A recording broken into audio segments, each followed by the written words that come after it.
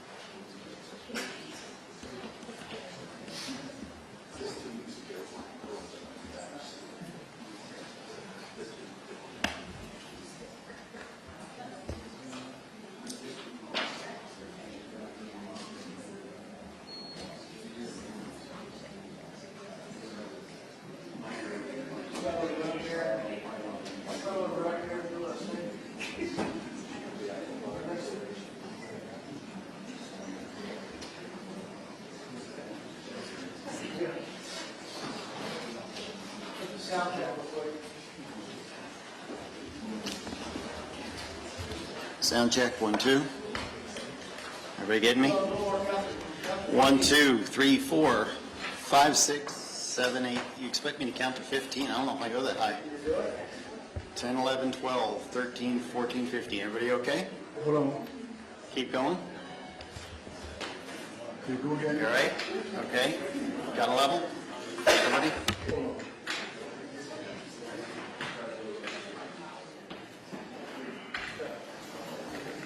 Talk again. Can you talk in the mic? Here we go, buddy. 1, 2, 1. Audio check. 1, 2, Much 3, better. 4, 5. Audio Much check. better for me. Everybody good? Last minute. 1, 2, 3. Thank you. You know, but don't you find the thought of disco actually behind that podium kind of chilling? Governor Disco? Yeah.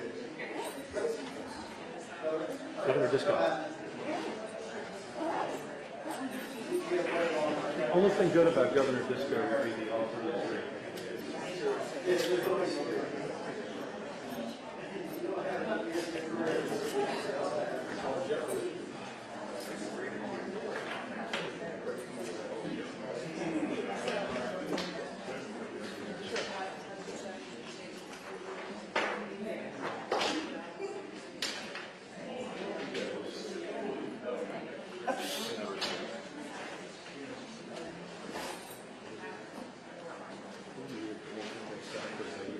Are you serious? No, you thought Borough Valley's answers, didn't you? Oh, well, because that was about an hour, how much O'Malley Round was O'Malley. Oh, I know. He was probably messing with his presidential to see what was done.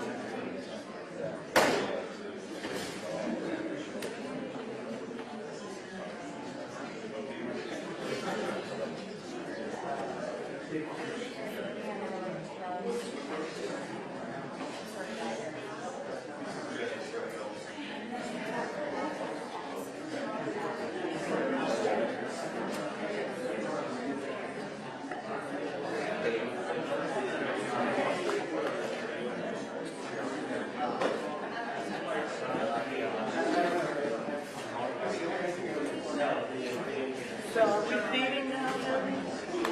Okay, I just need to, they keep messaging me, asking me. Jeff, we're good? It's an easy mistake to make.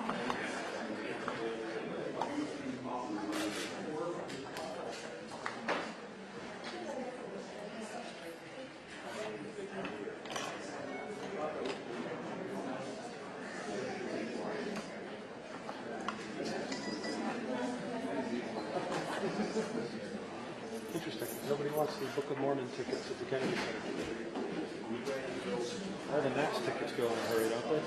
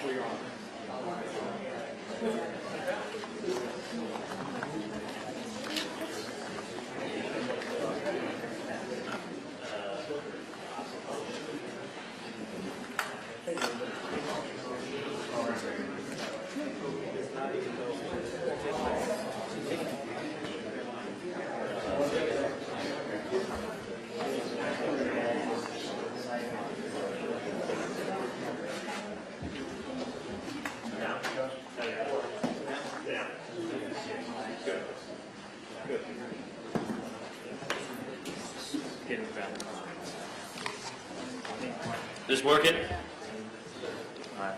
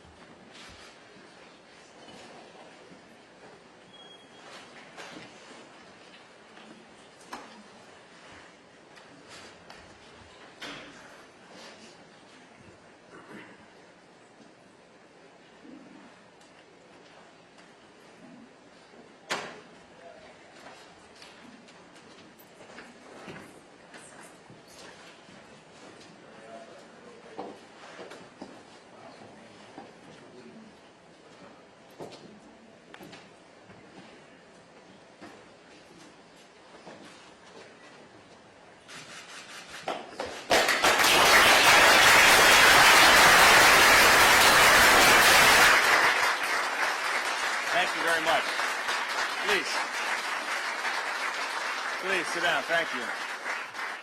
Thank you very, very much. Good afternoon, everybody, and thank you so much for being here. Joining me here today is our beautiful First Lady, my wife, Yumi.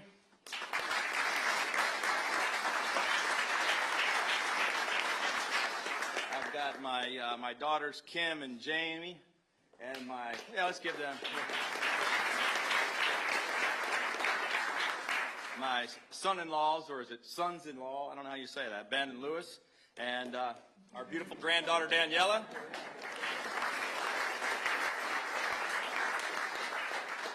Everybody thinks they're my sons, but they're actually my little brothers. Patrick and Tim are here with us today.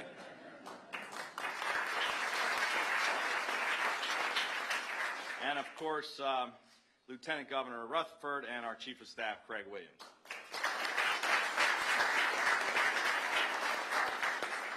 I called this press conference today to talk about a new challenge that I will be faced with.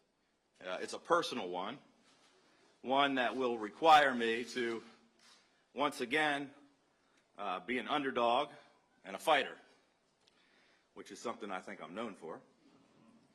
A few days ago, I was diagnosed with cancer.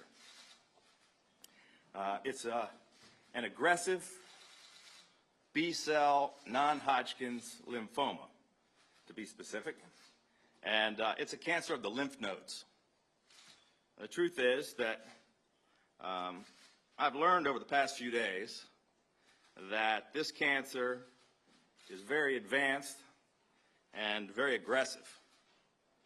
When I embarked on our trade mission a few weeks ago, when we went to Asia, I had no idea of my condition. I've learned a heck of a lot more in the past 10 days or so. Much has happened over a very short period of time that has led me to seek medical attention, and it's brought me here to talk with you today. I'm going to face this challenge with the same energy and determination that I've relied on to climb every hill and overcome every obstacle that I've faced in my life. I'm blessed with the incredible expertise and dedication of an unbelievable healthcare team that I've just come to know, actually. I can already tell they're going to be great. These healthcare experts are going to be helping me on my journey from diagnosis to treatment and then to recovery. The good news is that I've learned that although this cancer I have is a very aggressive one and it's spread very rapidly, it's also one that responds very aggressively to chemotherapy treatment, and that there's a very strong chance of success. Not only a strong chance of survival, but a strong chance of beating it all together and getting rid of the cancer. The best news is that my odds of getting through this and beating this are much, much better than the odds I had of beating Anthony Brown to become the 62nd governor.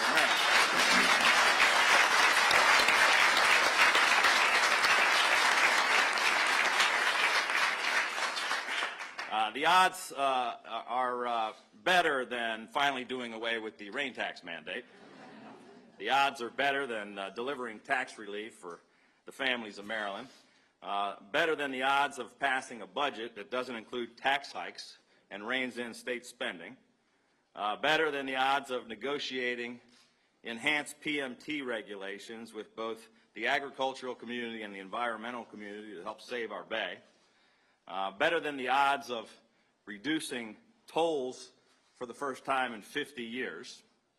And definitely better than the odds of actually having the Baltimore Sun name me as Marylander of the Year.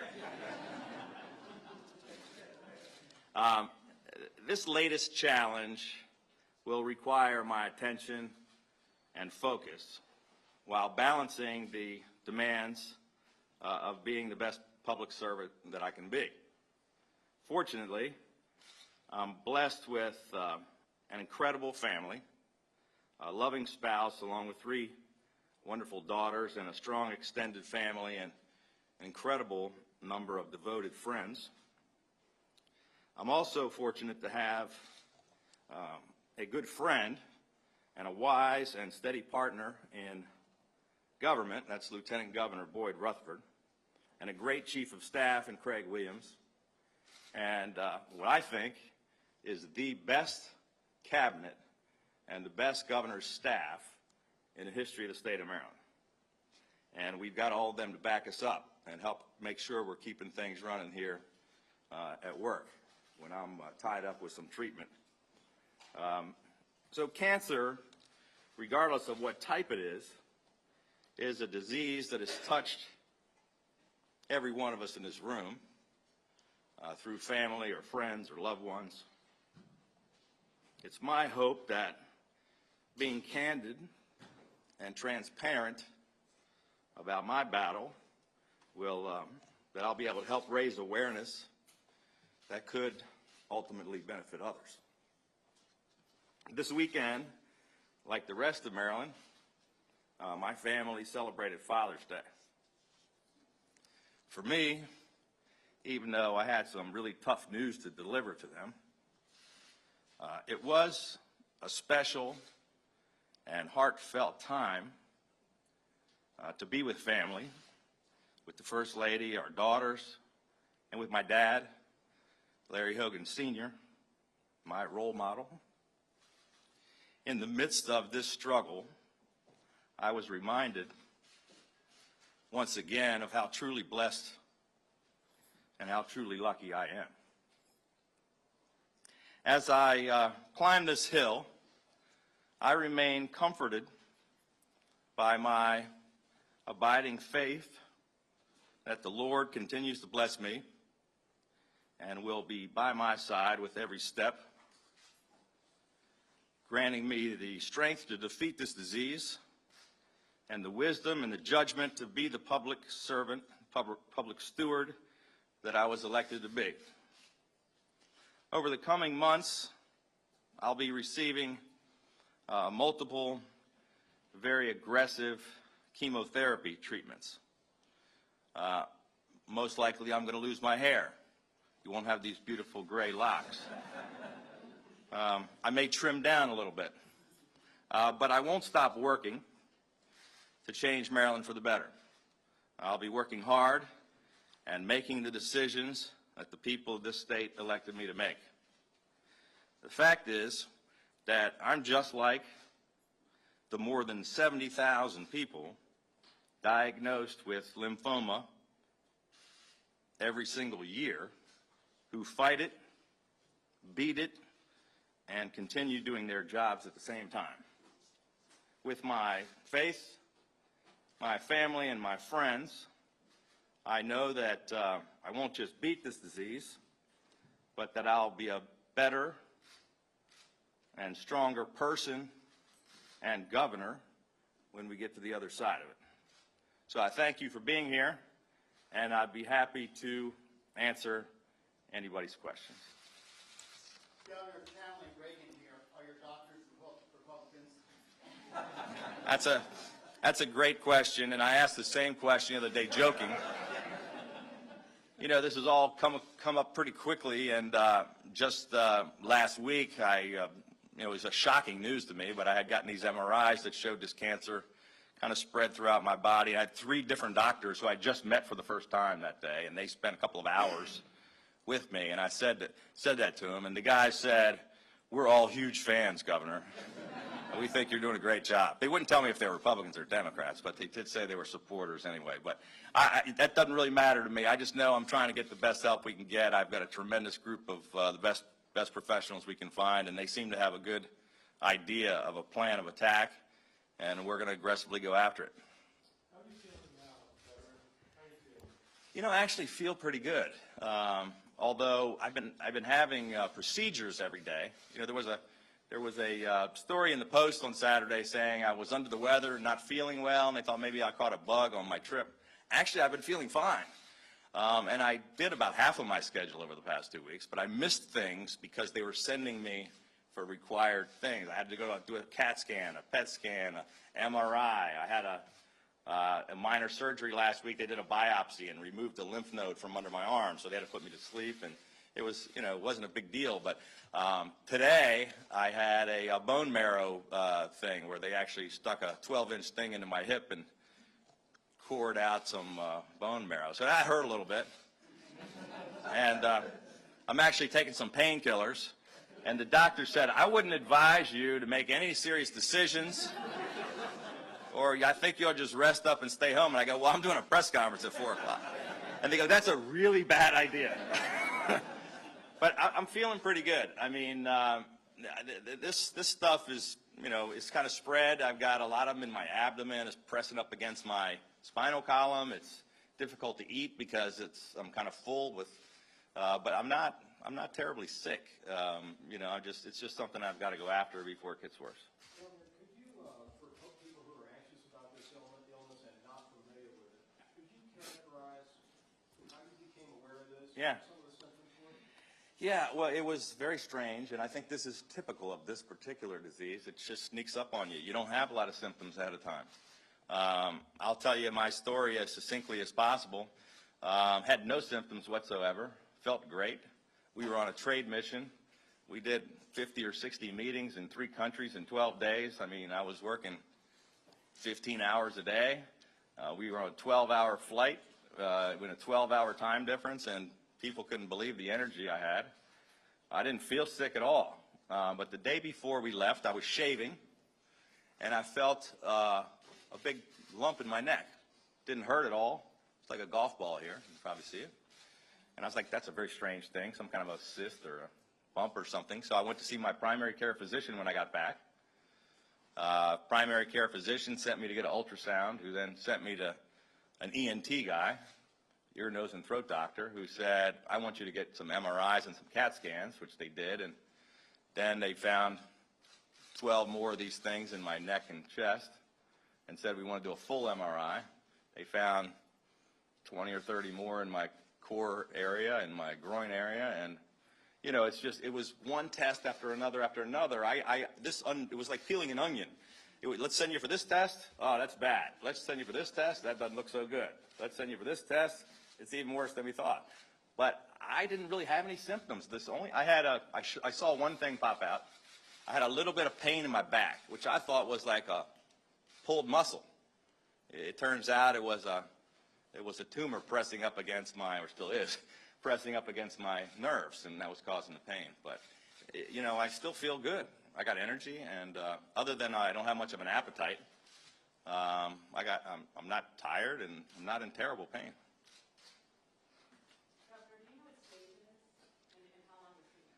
And what stage and how long will it take? On the stage, we're not quite sure yet. Some of the tests I did today will probably give us that answer. And by the way, I'm working with a team of doctors from Anne Arundel Medical Center and Johns Hopkins and University of Maryland Medical System. I meet with another one tomorrow. That's going to be a second or third opinion and review of all these tests that I've done. It's at least very advanced stage 3, if not stage 4. And we'll find out the details of that probably this week. As far as the treatment, I want to be, and they want to be as aggressive as possible. And because of the fast-growing nature of this thing, we can't waste any time. We can't wait. So they want to immediately start chemotherapy treatment, and they want to go as aggressively as possible. So as I understand it, they try to give you as much as you can possibly take without killing you. They want to kill the cancer and keep you alive. So I believe the plan is they're going to put me in the hospital for 4 days and shoot me with chemotherapy for 24 hours a day in intensive care, and then start a 6-round process where they zap you for a day, and then they let you rest up for a few weeks, and then they zap you again, and altogether it's about an 18-week process. And all of the experts tell me that they believe that I'll come out of that completely clear. They also tell me it's going to beat the hell out of me. So, you know, honestly, they say you're going to go through hell and back again, but you're going to love it when you get back, and the results are going to be good. So, you know, it's not going to be an easy thing, and I'm going to miss a few Board of Public Works, and I'm going to miss a few meetings.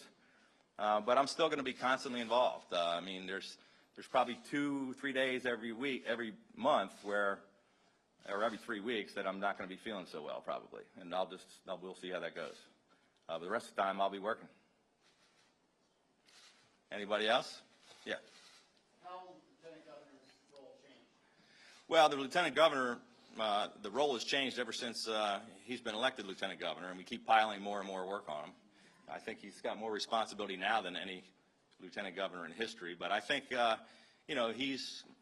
Boyd has my back. There's no question about that. He's the most capable guy to ever serve as Lieutenant Governor. He is going to step up and do even more, I guess. He's going to fill in more at the Board of Public Works. He's going to have to fill in for me on some other meetings, as will our entire cabinet. They're going to step up and do more things and fill in when I can't be there. If I am in a situation where they put me to sleep, which they did last week, and the Lieutenant Governor was ready and prepared to sign documents and make decisions and if I wasn't able to. Luckily, there was no major decision during that 1 hour I was asleep. So, Lieutenant Governor he didn't make any crazy decisions, but he has my utmost confidence. It is your plan to remain governor throughout? Yeah, absolutely. I mean, this is, it's a tough time to go through, and I'm going to miss a few meetings, but I'm going to have every capacity to make decisions. I'll be at a lot of meetings. You'll still see me at events. I'll be still working most of the time, and my residence across the street is 100 yards away, and what's been happening even with my treatment in the past 10 days, they're shuffling piles of documents back and forth like every hour. I mean, I say to the state troopers, are you kidding me? Another pile of homework?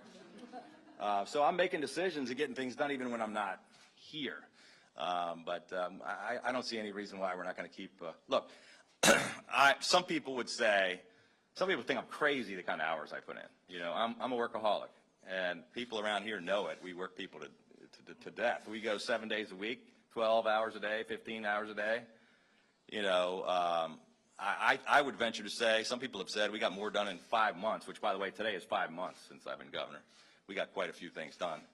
I think even if I were to work half-time, it would be twice as much as any other governor's work. Governor, talking about that workload, you went through a grueling campaign as well, less than a year ago. Yeah. Did your doctors give you any indication of if that contributed to any of this? No, I mean, they really they haven't given me any indication as to how it happened, when it started, or what contributed to it. But yeah, I mean, I didn't take a day off for a year and a half, so I mean, I'm sure stress and hard work exacerbates problems, but it didn't cause the situation. It was this is something that it doesn't seem to have been around for a long time. It just hit me, in a very short period of time.